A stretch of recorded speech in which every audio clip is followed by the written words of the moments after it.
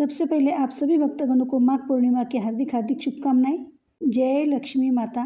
स्वागत है आपका अपने चैनल श्रद्धा से भक्ति भावना में। श्री हरि विष्णु और माँ लक्ष्मी जी की कृपा आप और आपके समस्त परिवार पर सदैव बनी रहे। माघ पूर्णिमा का हिंदू धर्म में खास महत्व है। इस दिन स्नान, दान और व्रत करने से बेहद पुण्य फल की प्राप्ति होती है। इस दिन पवित्र नदी में स्नान करना अत्यंत शुभ माना जाता है। साथ ही पूर्णिमा का व्रत करने वाले चंद्रोदय के बाद चंद्रमा को अर्घ्य देते हैं। वही इस बार की माघ पूर्णिमा बेहद खास रहने वाली है, क्योंकि इस दिन रवि पुष्य योग का संयोग बन रहा है। पूर्णिमा तिथि पर विधि विधान से पूजा और व्रत करने से जीवन में सुख समृद्धि बनी रहती है। आइए जानते हैं कि माघ पूर्णिमा कब है, स्नान, दान व चंद्रोदय का समय और पूजन विधि के बारे में। सबसे पहले जान लेते हैं माघ पूर्णिमा 2026 में कब है। माघ मास की पूर्णिमा तिथि की शुरुआत 1 फरवरी रविवार को सुबह 5:53 पर होगी। वही इसका समापन 1 फरवरी को मध्य रात्रि के पश्चात 3:39 पर होगा। शास्त्रों के अनुसार प्रदोष काल में पूर्णिमा तिथि पर पड़ने पर पूर्णिमा का व्रत रखा जाता है। ऐसे में 1 फरवरी के दिन ही माघ पूर्णिमा का व्रत, स्नान, दान आदि कार्य किए जाएंगे।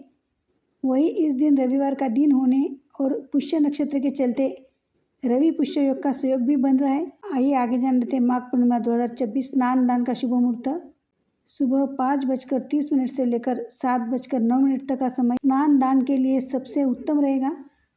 माघ मास की पूर्णिमा को तिल, कंबल, वस्त्र, घी, फल, अन्न आदि का दान करना शुभ माना जाता है। साथ ही इस दिन पितरों का श्राद्ध भी किया जाता है। माघी पूर्णिमा पर विष्णु जी की पूजा करने से जीवन में सुख समृद्धि और शांति बनी रहती है। आइए आगे जान लेते हैं माघ पूर्णिमा 2026 चंद्रोदय का समय क्या है। माघ पूर्णिमा पर चांद निकलने का समय शाम को 5:46 पर होगा। चंद्रोदय के पश्चात चंद्रमा को अर्घ्य देने का विधान होता है। आइए आगे जान लेते हैं माघ पूर्णिमा पूजा विधि के बारे में। पूर्णिमा तिथि के दिन सुबह जल्दी उठकर स्नानादि के पश्चात सूर्यदेव को अर्घ्य देना चाहिए। फिर शांत मन से व्रत का संकल्प ले।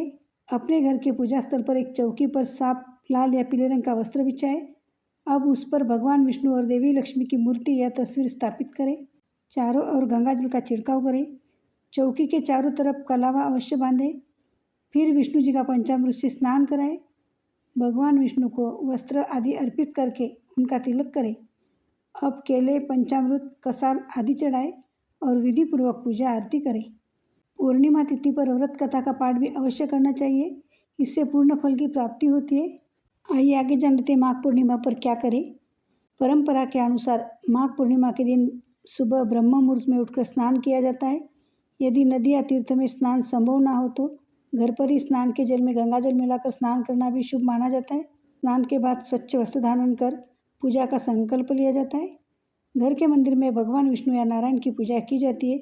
तुलसी दल, पुष्प, अक्षत और फल अर्पित किए जाते हैं। इस दिन विष्णु सहस्त्रनाम या ओम नमो भगवते वासुदेवाय इस मंत्र का जप भी किया जाता है। माघ पूर्णिमा के दिन सत्यनारायण कथा सुनना या पढ़ना भी शुभ माना जाता है। व्रत रखने वाले लोग शाम को चंद्रमा को अर्घ्य देकर व्रत का पालन करते हैं। आइए आगे जान लेते हैं माघ पूर्णिमा पर दान का महत्व क्या है। माघ पूर्णिमा पर दान को बहुत बड़ा पुण्य माना गया है। इस दिन अन्न, वस्त्र, तिल, गुड़, घी, तेल, फल, मिठाई, कंबल या जल से जुड़ी वस्तुओं का दान किया जाता है। जरूरतमंदों और ब्राह्मणों को दक्षिणा सहित दान करना विशेष फलदायी माना जाता है। मान्यता है कि इस दिन श्रद्धा और नियम से किया गया दान कई गुना फल देता है और जीवन में सकारात्मक ऊर्जा लाता है। माघ महीने की पूर्णिमा पर भगवान विष्णु की पूजा करने से व्यक्ति को जीवन के कष्टों से मुक्ति मिलती है। इस दिन किया गया स्नान और दान पापों से मुक्ति दिलाने वाला माना गया है। यही वजह है कि माघ पूर्णिमा को माघी पूर्णिमा भी कहा जाता है और इसका विशेष धार्मिक महत्व है। इस बार की माघ पूर्णिमा को बेहद शुभ माना जा रहा है। रविवार के दिन पूर्णिमा का संयोग बन रहा है और इसके साथ कई खास योग भी बन रहे। चतुर्ग्रही स्थिति, शुक्र का उदय, सर्वार्थ सिद्धि योग, प्रीति योग, आयुष्मान योग, पुण्य नक्षत्र और रवि पुष्य योग जैसे संयोग इस दिन को और भी महत्वपूर्ण बना रहे। इन योगों के कारण इस दिन किए गए धार्मिक कार्यों को विशेष फलदायी माना जा रहा है। तो ये थी आज की वीडियो की जानकारी।